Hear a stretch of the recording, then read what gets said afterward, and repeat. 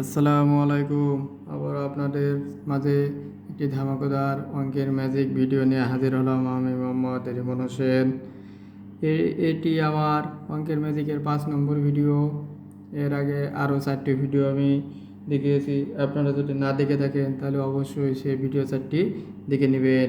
আজকের এই ভিডিওটা সবচেয়ে সেরা এবং ইন্টারেস্টিং হতে চলেছে, কারণ এই ম্যাজিকটি দেখিয়ে আপনি আপনার বন্ধু বা যে কাউকে চমকে দিতে পারবে। হ্যাঁ বন্ধুরা, আজকের এই ম্যাজিকটা এরকমই।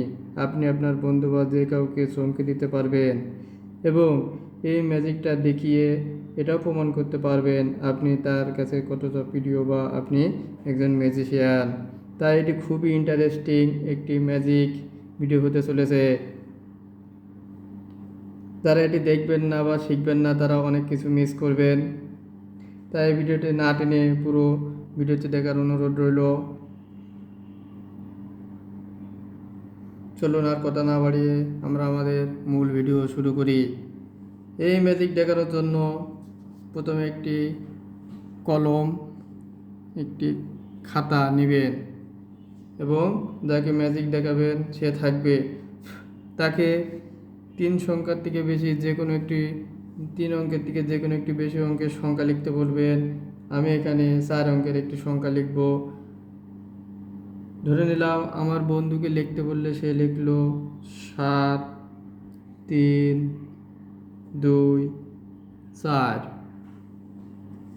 এবার আমি তাকে এই 4টি সংখ্যাকে যোগ করতে বলবো। এই 4টি সংখ্যা যদি আমরা যোগ করি তাহলে হবে 7 + 3 + 2 + 4। 7 আর 3 10, 12, 16। তাহলে আমরা যোগ পাবো 16।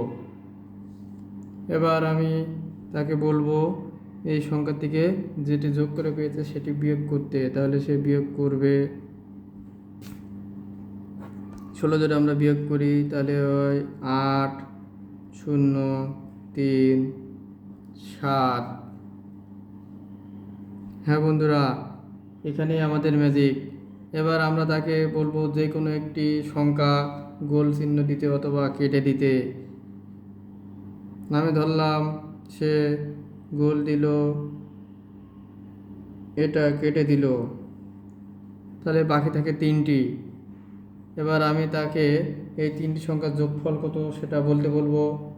সে 3টি যোগ করবে, তাহলে 3 + 0 + 8, তাহলে 11।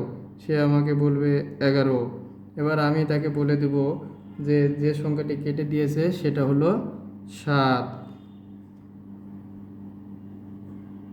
এটাই হলো আমাদের আজকের অঙ্কের ম্যাজিক। কি বন্ধুরা, এটা কি মনে হচ্ছে? এটা কি অসম্ভব? না বন্ধুরা, এটা অবশ্যই সম্ভব।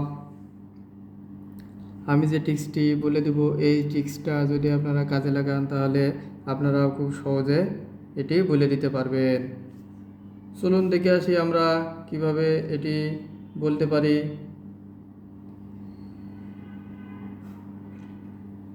আমাদেরকে মনে রাখতে হবে, এটা করার সময় আমাদের 9 ঘরের নামটা মনে রাখতে হবে। 9-এর সাথে যদি 1 গুণ করি তাহলে হয় 9, যদি 2 গুণ করি তাহলে হবে 18, 3 গুণ করলে হবে 27।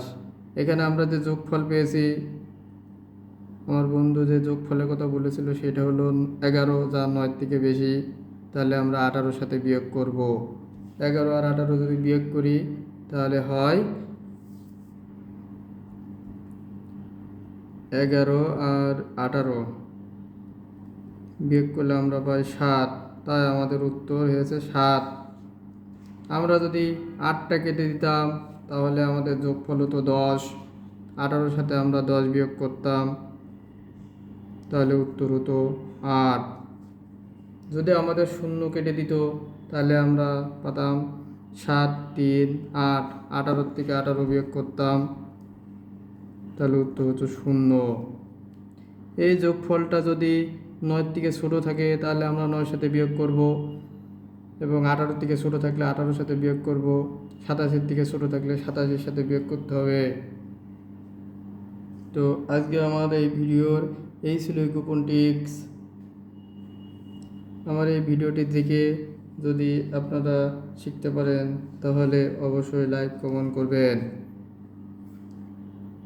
এবং ধন্যবাদ সবাইকে।